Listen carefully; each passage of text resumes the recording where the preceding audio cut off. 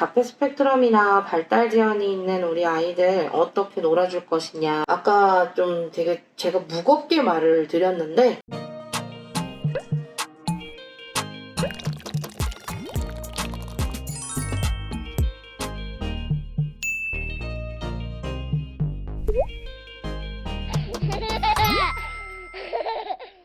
안녕하세요. 만나서 반갑습니다. 작업실에서 김주리입니다. 오늘은 제가 놀이에 대해서 좀 이야기를 해볼까 합니다. 자폐 스펙트럼이나 발달 지연이 있는 우리 아이들 어떻게 놀아줄 것이냐를 찾아보고 계시는 분들을 위해서 준비를 하게 되었습니다.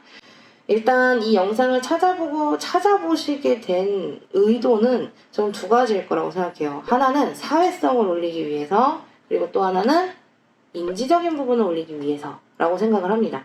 오늘은 제가 인지적인 거는 다음 편에 준비를 하고, 상호작용을 위해서 이것을 찾아보고 계시는 보호자분들을 위해서 영상을 좀 준비를 했습니다. 사회성을 위해서 놀이를 하려면 우리 아이가 몇 단계의 사회성, 몇 단계의 상호작용을 하고 있는지를 먼저 체크를 해보셔야 돼요. 원래는 단계가 무지 많은데 오늘은 딱 4단계까지만 설명을 좀 드려보도록 하겠습니다. 1단계는 조절, 2단계는 요구적 의사소통, 3단계는 쌍방향 의사소통, 4단계는 상징적 상호작용이라고 볼 수 있습니다. 1단계가 돼야 2단계가 되고, 2단계가 돼야 3단계가 되고, 3단계가 돼야 4단계가 되는 건 맞습니다. 하지만 우리 아이는 2단계 아이야는 아니에요. 2단계여도 4단계 갈 수 있고요. 1단계여도 4단계 갈 수 있어요. 그래서 우리처럼 이렇게 다 큰 성인, 지금은 놀지 않잖아요. 어른들도 이 4단계 이상의 의사소통을 하는데도 불구하고 이 1단계로 가기도 해요. 그게 뭐냐면, 무슨 소리냐면, 지금 저 같은 경우도 사실 눈 되게 지금 빨갛거든요. 근데 제가 지금 잠을 좀 많이 못 자고 있어요.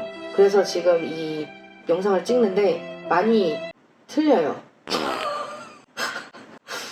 네, 사실 제가 대본이 없거든요. 그래서 좀 스무스하게 무언가 이렇게 이야기를 좀 흐름대로 가야 되는데 오늘 제가 집중이 좀 잘 안 됩니다. 이런 것처럼.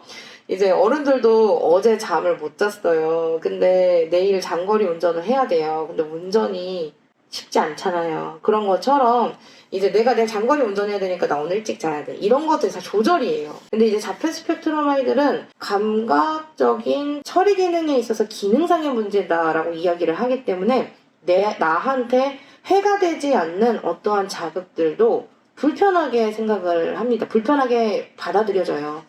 그게 바로 이제 조절이라는 건데, 이걸 좀 더 쉽게 설명드리자면, 이렇게 1단계에 있어서 조절이 안 되는 아이들이 상동행동과 감각 추구를 하는 거예요. 감각 회피도 있고요. 그래서 1단계는 어쨌든 조절. 그래서 상동행동도 감각 추구도 감각 회피도 모두 다 나를 조절하기 위한 행동이라고 볼 수 있습니다. 그래서 그 행동이 문제 행동이 아니고요. 잘 살펴보셔야 돼요. 그래서 그 행동을 잘 보고 참여를 하실 줄도 알아야 됩니다. 그래서 1단계 조절이 안 되는 아이들은 아이가 하고 있는 걸 그대로 앞에서 따라해보세요. 엄마가 똑같이 말입니다. 근데 잠깐이 아니고요. 정말 오래 30분 내내 따라하셔도 돼요. 이 30분 안에 저는 2단계 의사소통 나온다에 무조건 저의 이 면허를 겁니다. 그래서 일단 2단계가 뭐냐? 이게 2단계는 바로 요구적 의사소통이에요. 나를 기준으로 했을 때 내가 필요하고 내가 원하고 나한테 있어서 지금 현재 지금 저게 있어야 되고 갖고 싶고 무언가 욕구적인 부분을 해결하기 위한 의사소통이라고 볼 수 있어요. 그래서 뭐 물 주세요, 배고파요, 뭐 그런 것들도 다 이제 요구적 의사소통인 거예요. 이 상호작용이라는 건요, 말이 아니거든요. 언어적인 게 아니에요. 제스처도 포함이 되고 눈빛도 포함이 되고 어떤 뭔가 이런 작은 음성 소리라던가 이런 것들 다 포함돼요. 그래서 언어적인 거, 비언어적인 거를 모두 다 볼 줄 아셔야 돼요. 그래야 이걸 상호작용이라고 볼 수 있어요. 말을 못해도 4단계 갈 수 있거든요. 그리고 말을 잘해도 1단계가 문제가 되는 경우도 있어요. 이 요구적인 의사소통이 나와. 그럼 어떻게 해야 돼요? 양방향, 쌍방향 의사소통을 해야 돼요. 그래서 이 아이가 너 한 번, 나 한 번, 너 한 번, 나 한 번을 만드는 거예요. 그래서 요 2단계 요구적 의사소통이 되는 아이들을 3단계로 올릴 수 있는 방법은요, 많이 쓰시면 안 되지만 효과적인 방법이 바로 장난스러운 약간 방해가 좀 먹힙니다. 그래서 아이가 감각추구, 상동행동이라고 조금 예를 들어볼게요. 아이가 이제 자동차의 바퀴를 막 보고 있어요. 돌아가는 걸. 근데 이 아이는 평소에 이제 물 주세요, 뭐 이거 옷 불편해요, 막 이런 걸 표현할 수 있어요. 시할 수 있고 막 이렇게 요구적인 의사소통이 나오는 아이예요. 이런 아이들은 바퀴를 막 이렇게 보고 있을 때 정말 옆에 가가지고 이렇게 막 기댄다거나 부비작거린다던가 그 자동차 위에 테이프를 붙인다던가 뭐 이런 것들이 다 포함이 돼요. 이건 아까 말씀드렸던 것처럼 많이 쓰시면 안 돼요. 이러면 재미가 없어요. 그래서 앞에서 우리 아이하고 포지셔닝, 마주보고 있는 자세를 계속 유지를 하면서 이 아이가 놀고 있는 거에 있어서 요구적 의사소통을 나오기 시작한다. 뭐 저리 가라던가 뭐 등을 돌린다거나 뭐 어떠한 이런 제스처로서 요구적 의사소통이 나온다. 그러면 여기에서 너 그거 재밌어? 나도 너무 궁금한데 라고 하면 아이가 이렇게 자동차를 들고 자동차를 보고 있으면 통통통통통통통통 때려본다던가 아니면 여기에 테이프를 하나 붙여본다던가 아니면 나도 해볼래 가져와 본다던가 이런 것들을 이제 들어가는 거죠. 일단 기본적인 건요, 마주보고 있는 자세를 계속 유지해 주셔야 돼요. 이 3단계를 끌어내기 위해서는요. 물론 1, 2단계도 다 마찬가지긴 하지만 이 1, 2단계 때는 감각 조절이 아직 잘 안 되고 상동행동이나 감각 추구는 어떠한 거에 있어서 되게 몰입을 하고 있는 상태이기 때문에 마주보고 있는 자세가 이 아이한테 굉장히 부담스러울 수 있어요. 그래서 약간 45도 측면에서 접근하시는 게 좋습니다. 쌍방향 의사소통, 너 한 번, 나 한 번이 돼요. 물론 처음에는 막 조절이 잘 안 돼서 감정 조절이 잘 안 됐어요. 싫다는데 왜 자꾸 나한테 그래? 막 이런 어펙트를 막 풍긴단 말이에요. 근데 그래도 나는 마주보고 있는 자세에서 그래? 이거 싫어? 그럼 나 다른 거 해볼게. 계속 요구적으로 뭔가를 쌍방향으로 계속 이끌어내기 위해서 앞에서 아이와 함께 무언가를 주고받는 게 이제 나온단 말이죠.